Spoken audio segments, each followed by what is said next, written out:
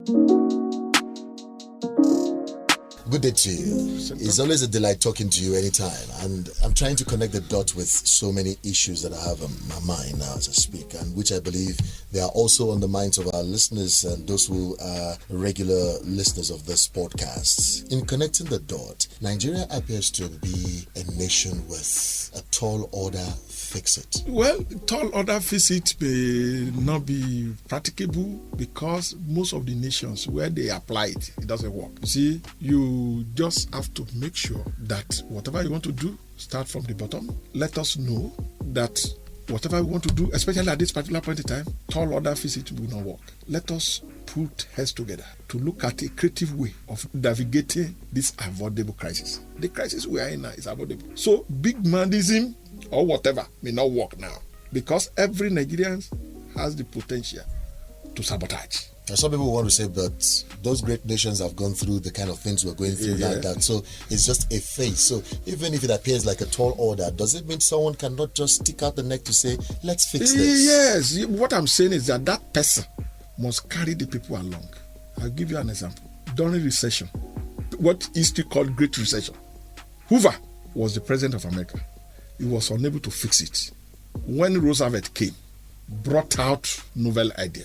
With the support of the masses, they navigated it. That's what I'm saying. You don't need to borrow American model. You can learn from America, learn from Europe, some countries, and you make sure that your people, they are interested in supporting you. Nigeria is polarized already. So you can't undermine anybody. That is why I believe that order, the person that want to drive it must be submissive, so that people will key into this lofty idea, so that history will speak well about him. If you want to boss people, always, you may not achieve much. A policeman is central to the achievement of the federal government. Custom officer is also key. A religious organization, very key. Traditional ruler, very key. So you must tell them. Tell the traditional ruler, it cannot be business as usual. The era of a traditional ruler, stay in a place, taking some percentage of local government fund, is gone. Where the public emerged in abject poverty. The top must be reasonable, while the bottom must be sensible, so that all of us work together and make sure that this Herculean economic and security problem, so that we'll be able to tackle it through ingenuity. So we can fix this. Yeah, why not? We can fix it. We can fix it. There was a time in Brazil, economy was so bad, if you pick a tin of milk in the morning, go back in the evening, the price will change. But some people put their brains together. Immediately the leadership, people believe that you are sincere. The followership will key into it. But the followership of Nigeria now, they are so in fact, they are not happy with the system. So some of them, solution. Yes, some of them, they don't believe in it. That is why you must stoop low to conquer. Tell them, we have problem. We have blame. We, your leader, we have blame. But today, when last year the salary of a senator was 2 million, I've reduced it to 200,000. They want to see it. But some people will tell you that we've seen those who are now leaders. Because as a student of history, I'm sure you are aware that some leaders have come to us with a double face. Yes. They came in those days. They identified with those and our problems. Our leaders, they were once followers too. What we're seeing now is a different ball game. So how do you expect, you said if the followers should key into it, they will only key into it when they believe you. But how will those kind of people get to such places without doing the business as usual to get there, even if they mean well? We have official corruption. Not only that, I'll give you an example. One of the persons that I blame most for our woe during this president is Chief Olusegun Obasanjo. I'll give you an example. When he came, the salary of honorable members at the local government level, well, the people that we call councillor, their salary was not up to about 33,000 naira. With all their incentive less than 50,000. Obasanjo came in through the wages commission, review all those things, monetize those positions. Part of the pain of our problems. Even though, let me tell you, sir, during Dr. Shuka Kadigo as the Senate President, they were debating at the National Assembly whether furniture allowance should be 5 million or 3 million. It was as open. But because of second time of Obasanjo, he brought money to our politicians. He monetized everything. Do you know that even though he is trying to monetize the civil service, you said a director should not use a vehicle, you paid him, you are still giving him a vehicle. That's why I said there is what we call official corruption. It was as a result of that when they brought the commission in charge of regulating contracts. Do you know they made use of consultancy? This is official corruption. I'm not saying consultancy is not good. If you are building a building, the cost is 10 billion, consultants will take 1 million. It is unheard of. How can we use consultants to buy a vehicle for an organization? If we have good leaders, all of us sit together, all those things within 2 months, we can do away with all of them. We restructure this nation, we reposition our law, everybody will sit top, sir. So do you believe? I believe that because we don't, it's either we want to perish now or we navigate it. Now, some people are already asking that let's have a reduction in the cost of our governance. So much. So maybe if that flies, that will settle that area. You know, the fear of people is that when we say that we must have reduction, they think that they want to lay people off. No. If things work well, sir, after retiring from the age of 60, you have opportunity to increase your economic base. It's better than you reducing your age, stay for 70 years without doing much. So if people are saying that the cost of governance or whatever, it is the private sector that drives economy anywhere, sir. A productive farmland that is planted wheat, and at the end of the day, cattle will not destroy it, sir. You'll be better for it. Do you know when we were in secondary school, all of us, we have garden, that at the end of section, we will harvest, they will give to you, the school will say, I witnessed it, sir. Even though in our school, they will tie your eye that you should walk, pick 2 of the corn that is yours, so that when you open your eyes, you won't go and pick the big one. It was well celebrated then. We have international schools now, they don't have farmland. We have international schools, they don't have football pitch, all over the place. And they are replacing government school. People are selling government land now with impunity, encroachment everywhere, because somebody is in government. Government that will be, that the highest will be 4 years. Nobody asks them questions. So, sir, I believe that there is a lot of things to restructure. It's not about political restructuring, sir. How can a judge, you go for tribunal, coming back, lawyers celebrating all those cases, and people are making money? It is going to affect the economy. Because the money came out from somewhere. Yes, the man there, let me tell you this one, sir. Do you know that if you contest an election in Nigeria, if you are not careful, you will not recoup your money?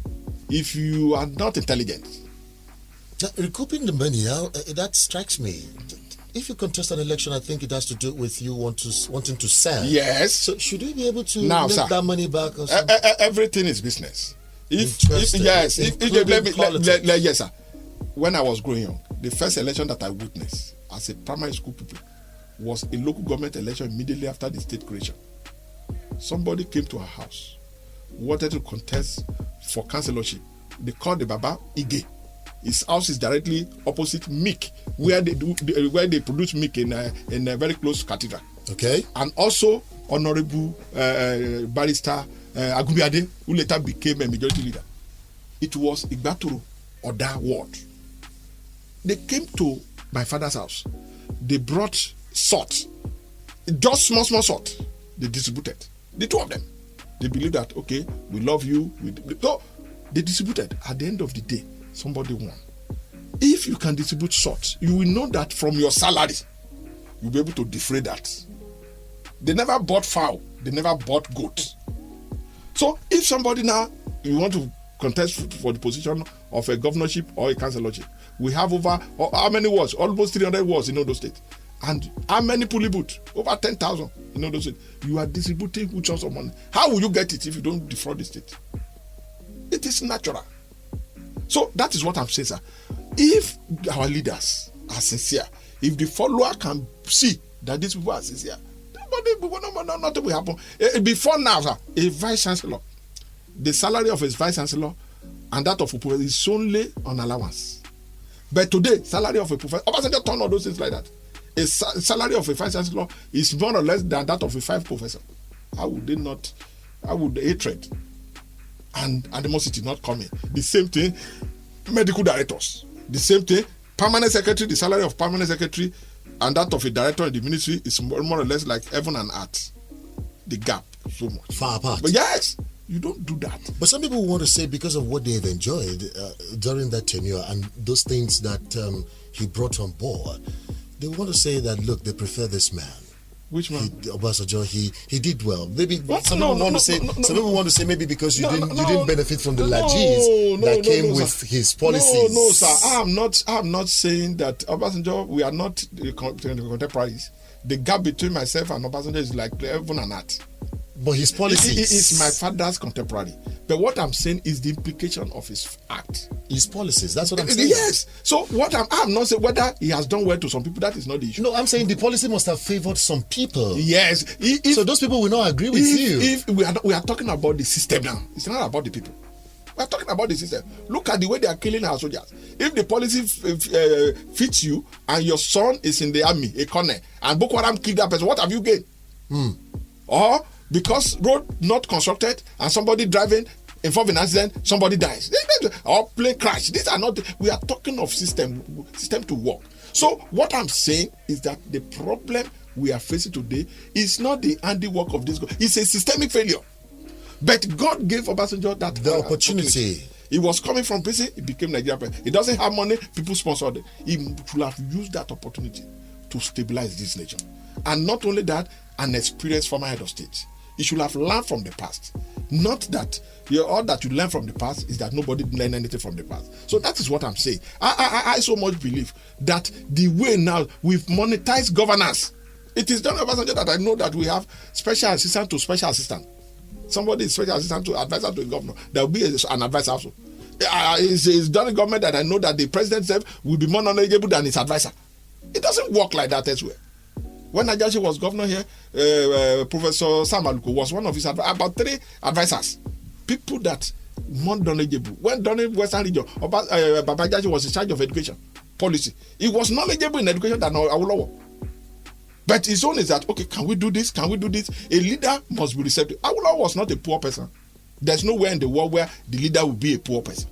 Now, as a student of history, should we now say this Fourth Republic is not taking us anywhere? Oh, not what I say. The Republic already collapsing. Our prayer now is out. Are we failed? Or we are failing? Let's use the word we are failing. They fall, an empire. And rise, fall, and collapse. So we are failing now. We don't want to collapse. So that is what we believe because it won't pay anybody. Anybody that is saying the brainstorm and we will collapse Nigeria, will destroy everything. Even though when you suffer, just look at what happened during NSAS. And some of us that we already matured a little bit, knowledgeable during the 83 crisis, August 16, we know that it doesn't pay anybody. Please pause it there. We'll be back with you shortly. Thank you very much. I appreciate talking to you. Connecting the dot now, I have it straight up to you that it's all about rejigging the system, readdressing the system so that we can have a functional system that will take us to where we are supposed to be. I wish you well, moderator. Thank you very much. I appreciate it. Nice talking to you. Thanks so much.